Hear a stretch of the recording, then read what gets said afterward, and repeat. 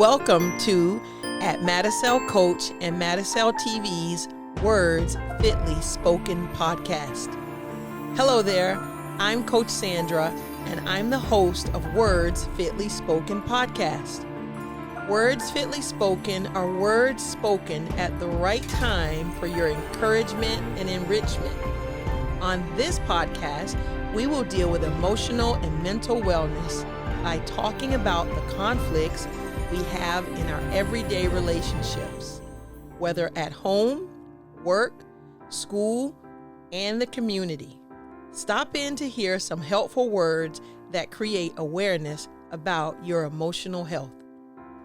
Welcome back in to Words Fitly Spoken, the podcast dealing with emotional and mental health support. So as we talk about TakeFive, we're going to introduce you to these 5 things, and they are practice stillness, find your calm, check your confidence. What do we want to do fourth? Fourth, we want to have trust in our relationships. Ooh, the T word. And ourselves. Oh, relationship and self-trust. Mm-hmm. Excellent. So why would trust be such a major thing why is it important for my emotional health?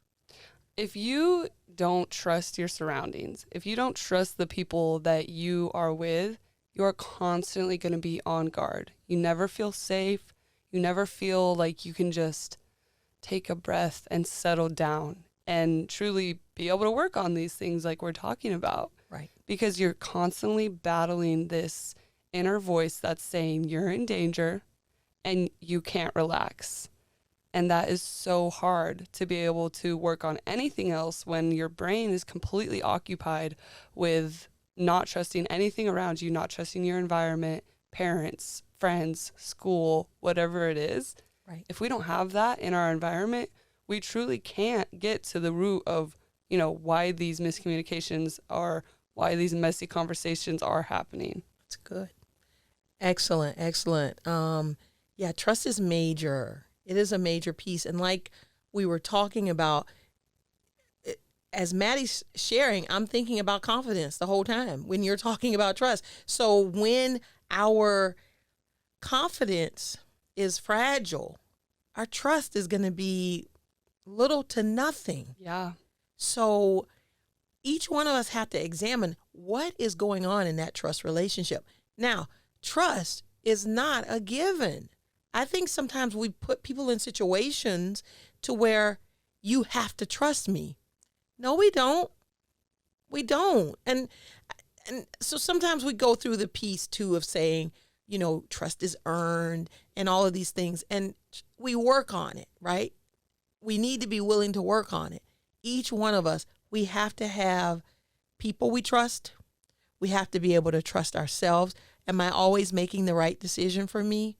No. Sometimes I'm not thinking clearly about what happens because the decision I make for me does affect maybe Maddie at some point or another, right?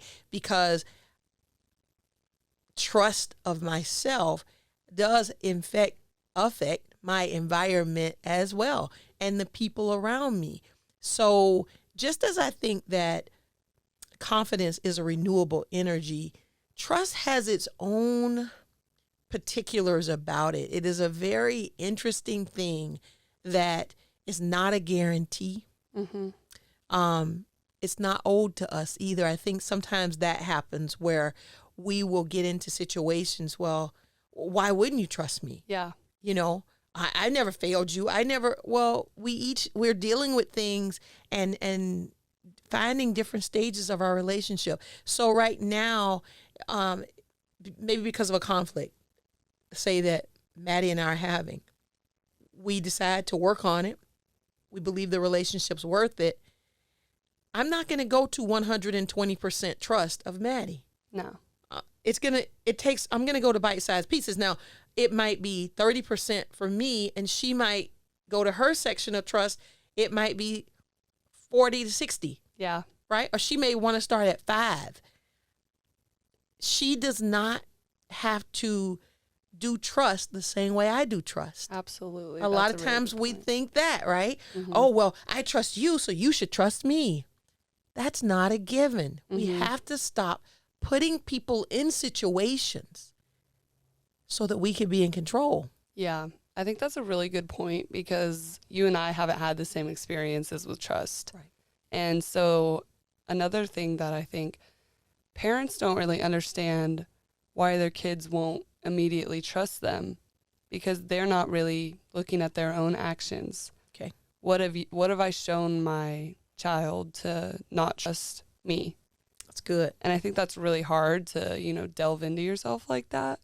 But as a parent, if your child isn't trusting you, there was probably a reason why. Something they saw, heard, an experience that they had that is making them not be able to trust you, not tell you things, things like that. And I think that in the family life is something that is like really, really needed is, trust between the parent and the child. Absolutely. And I love that you bring it up and the way you bring it up because it goes right back to that place of saying, we just assume because you trusted me as a toddler, you're going to trust me at 14. Yeah. Nope. They've transitioned from a toddler. They're no longer a toddler. They're now 14. And the trust faded. Simply going in and saying, a parent can do this if you really want to work on real relationships. I'm going to go and I'm going to ask my 14-year-old, is there something that you can identify that happened in our relationship that caused you not to trust me as much? Don't go threatening. Just go with the curiosity. Hey, is there something that happened? Did I do something? Did I say something? Sometimes it's a misunderstanding, but because it's never talked about, it's never resolved. Yeah. And so that trust is thinner and thinner and thinner as that young person gets older. And then in a lot of situations, the relationship's completely broken because we never talked about the lack of trust. Yeah. We never stopped to deal with it. So dealing with it, asking questions, being teachable. So the parent, the adult, teacher, whether you're a parent, those who work with young people in crisis, we got to be willing to grow too, right? I got to be willing to ask myself, is the relationship important? And if it is important, because it is important, I'm going to do whatever I need to do, which means being uncomfortable, asking that tough question, what is it that you think happened? Sometimes it's a misunderstanding. Sometimes it's I'm with some friends and my friends, they don't trust their parents, so I think I'm not supposed to trust mine. It could be anything, right?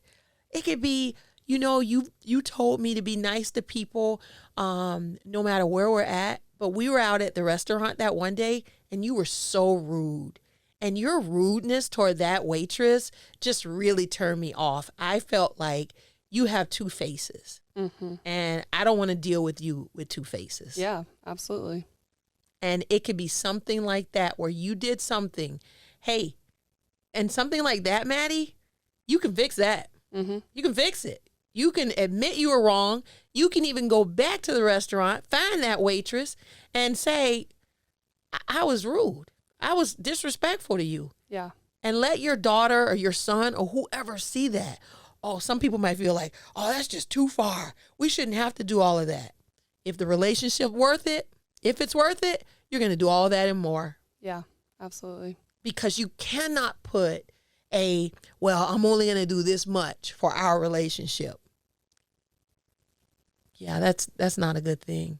I don't want to be in a relationship with anyone where you're going to put a limit on how much you're going to change, how much you're going to grow. Yeah. Because a real relationship, parent-child, romantic relationship, business relationships, it's about all of us growing together. And if someone is not growing on the other side of the relationship, they're dead. Yeah, absolutely. And if the other person is dead on the other side of the relationship, you don't have a relationship. You are by yourself. Yeah. And you need to recognize that. Yeah. That's heavy. Yeah, absolutely it is. And this is trust. Yeah. Right?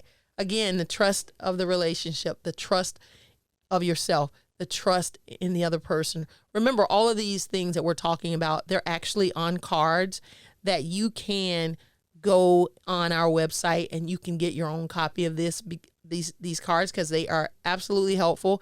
You can always have them as a reminder. So the last point, what's the last point, Maddie? The last point is addressing the elephant in the room. What?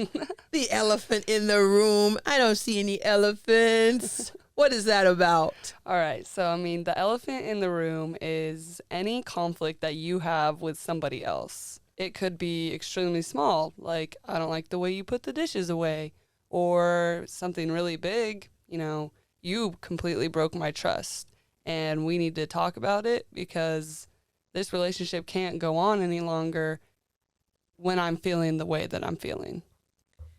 Excellent. I love that. An elephant in the room can be a small issue, but it's a big deal. Yeah. It is a big deal. And that's why we call it dealing with the elephant in the room. In the past, I've heard this statement made, which reminds me of the elephant in the room idea, is that when some of the old relatives, the seniors, they would say the phrase, we're just going to sweep that under the rug. Sweep that under the rug. Sweep that under the rug. And as a coach and a counselor, what I now have to process with people is, you guys have swept so much under the rug that people are tripping and they're breaking their neck. Yeah. We can't live like that anymore. We can't sweep things under the rug, and we can't avoid these elephants. Yeah. Right? They are present. They are necessary. We need to talk about them. We need it because so if we don't deal with the elephant in the room, I can't practice stillness. I can't find my calm. I'm not going to have healthy confidence or trust. And then, so that's if I go that direction. If I start with practicing stillness, finding my calm, checking my confidence, and learning to trust, I'm going to have the skills that help me deal with the elephant. Yeah. Right? Mm-hmm. Wow. So again, coming from the elephant in the room, going backwards, and then going forward to face the elephant in the room. Yeah. So incredibly important about dealing with the topics. What do we need for our wellness? Absolutely. Right? We have to deal with these topics where the elephant in the room could be, this person has continually told lies. They've been lying. Everybody knows that the person is lying. The person who does the lying, they know they're lying. But they're hoping no one's going to call them out on it. Mm-hmm. They're going to pretend and continue to pretend until they're called out. Yeah. So if I'm working through the steps, I'm going to be more comfortable, more loving, more kind about dealing with that elephant in the room. Hello, loved one. We need to talk about the lying. Yeah. It's affecting the whole family. Yeah. And there's another point. There's a bad way to deal with the elephant in the room. Okay. Tell us about that. You can yell and be angry, have these conversations where attack them. And that's why these cards and, TakeFive is so important, because we're not just addressing the elephant in the room just with anger and emotional things. We really need to be able to practice stillness. Yeah. And go back to that calm, aura where we're not just attacking the person. Absolutely. You're not making them feel bad about what they're doing. Yeah. You're doing that because you want to salvage the relationship. Right. And you think that without doing this, you're not going to be able to have the relationship. Right. But it's really hard to have a conversation where it's productive without being calm, confidence, and trust. So I love how you were saying that it's not about attacking the person. You want to attack the problem, Yeah. right? I want to deal with the problem, that elephant, be it small or large. We want to deal with the problem instead of making a person feel belittled or embarrassed or really always feeling like they're being judged. Mm-hmm. And that's one of the things, another one of those things that I find difficult when I'm working with families through things is when the young person feels like they're judged all the time. They can't hear. They can't deal with the stuff that's going on because they don't trust that they'll ever be heard. So how can you help me deal with my elephant if I can't trust you? You can't. Yeah. So again, we got some steps, everybody. There's some steps to follow. There's some ways to be encouraged. There's some things to think about because I think there's an elephant, by the way, in every room. Yeah. There's an elephant in every room.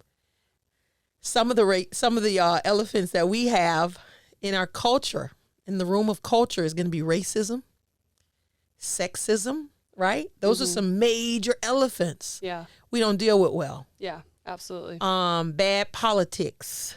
It could be anything. We have money matters that are elephants that we've got to work through. Our personal identity issues. Those are elephants in the room. Why am I waiting for somebody else to talk to my son or daughter about these major topics? They should be talked about in the safety of a home first. Yeah. And then they can get everybody else's opinion. Yeah. But so, so I should be able to say to Maddie as a college student, hey, tell me how your parents talked about this, that, or the other. Pick a topic, right? Mm-hmm. And she should be able to say, hey, well, this is what I heard my dad say, or this is what my mom and I talked about with that. I would even if you've listened to them have a conversation, right? Your parents have been together for how long? They've been together since they were 13 and 14, and they're now 42 and 41. Excellent. So. Shout out to the parents in California. Shout out to you guys. I hope there's no more snow going on there right now. Unfortunately, last night, but... Snow? Yeah. Last night. Yeah. This is April. Yes. And they had snow in Northern California last night. Yeah. Wow. Stay warm. Stay warm, family. Yeah. So how we're wrapping this up, Maddie, is dealing with, just saying, so your parents have been together for, you said 30 or 40? Yeah, they're 40 now. Okay, so they've been together almost 30 years. Almost 30 years. Yeah. Right? So when you've watched them, is there any question? I'm going to just put you right on the spot on this one. Is there any question about them loving each other? Do you question that? Have you seen it? Yeah, there is no question. They absolutely do love each other. And the reason why is because they've stayed strong through so much. That's excellent. Just like the commitment that they have to each other. Yeah. I think they truly, made a commitment when they were younger that they were going to stay together. They were going to protect each other and serve each other for their whole lives. Wow. Commitment, protect, serve, life. Yeah. Right? Beautiful, those words. So that behavior that you have seen, has it taught you something about relationships? Definitely. I think in my personal relationships, I definitely try to salvage them a lot more than maybe somebody else who has seen someone just break up with someone over something small. Right. I think that I've gone through some pretty heavy topics in my relationships. Okay. That maybe somebody else would have walked away from. Yeah. And I definitely tried to salvage it. And there are some that aren't salvageable. Yeah. Or they're just, not made for you. But seeing what my parents have worked through and their commitment to working through it for years and having kids, that's definitely made me somebody that sees the value in long-lasting relationships and working through things, because any type of relationship is not easy. Absolutely. And if it is easy, you're ignoring the elephant in the room. I love it. I love it. And so, and we're bringing this up really to look at how the TakeFive is so important in that and how it affects our emotional and mental well-being. So you just gave a very healthy presentation of healthy emotional self just by watching the years you've been alive, to watch your parents and just watching how they interact, watch how they disagree, how they work it out. Again, that commitment to stick through something, to work through something, and not just say, forget this. Yeah. You know, you got on my nerves one time too many, right? And that happens. We know it. And so again, we're just talking about what this young lady has experienced that has helped her emotional well-being because of learning how to deal with elephants in the room and not pretending that they're just not there. Yeah. I hear it. I see it. You know, I might even smell the elephant, but I'm still going to pretend he's not there. No, there's some dishonesty going on in you that you've got to work through. So every one of us, we want you to be challenged by the TakeFive, and we want you to be encouraged to make changes. Yeah. True. Right? To make the change. If you're not practicing stillness, why not? Yeah. Do it. If you're not adjusting to not saying calm down and just recognize you need to find your calm, do it. Checking your confidence. Journal about it. Learning how to trust. Oh, they broke my heart. I'll never trust again. No, that's not good. Yeah. We have to trust. You need it for life. Trusting is a life thing. Mm-hmm. We don't think about it, but it's sometimes very simple. We sat down on the sofas today and here at the studio, and we weren't there when they put it together, but we trusted in whoever put this sofa together. We trusted in the owner of this office, this service, if we were going to sit on these sofas and we were not going to fall through down several floors because we are up on the 6th floor. Yeah. Right? We trusted. And someone might think, well, trusting in a human and trusting in a chair are two different things. Your brain really doesn't know the difference. Okay. So, but your wellness definitely does. Yeah. So yeah, I practice on the chair and then I practice with a human because that's the relationship that's going to last. Humans give hugs. Sofas really don't, okay? No matter how much you spend on them. Yeah. Right? This human can help talk me through a tough day. The sofa can't. The sofa is going to help me to maybe chill out. But the human, Maddie, she's going to help challenge me to, hey, maybe you need to forgive that person. Maybe you need to say you were sorry. Maybe you were wrong. That's what the human's going to do. So I'm going to trust Maddie to help guide me through, right? So keep that in mind. We got to deal with these elephants. We want everyone to take 5. Do you have any last comments about this?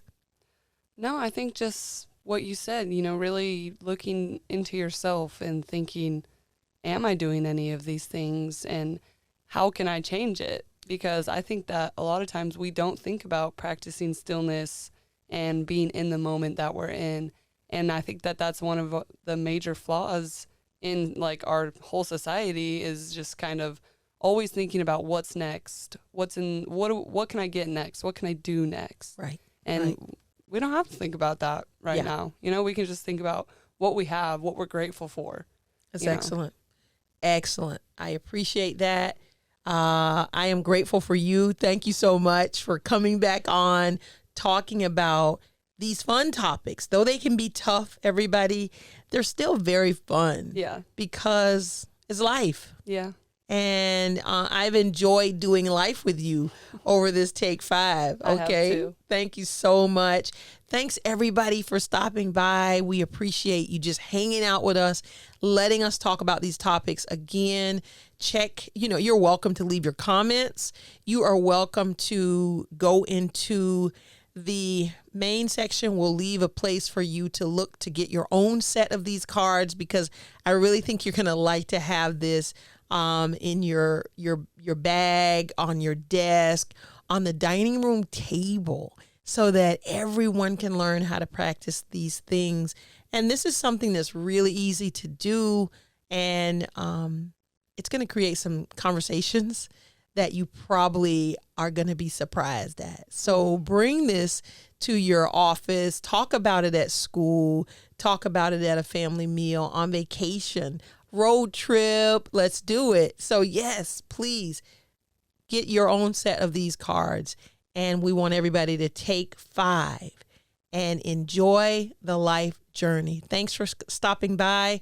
Remember to share, like, comment, and subscribe. Bye-bye. Bye.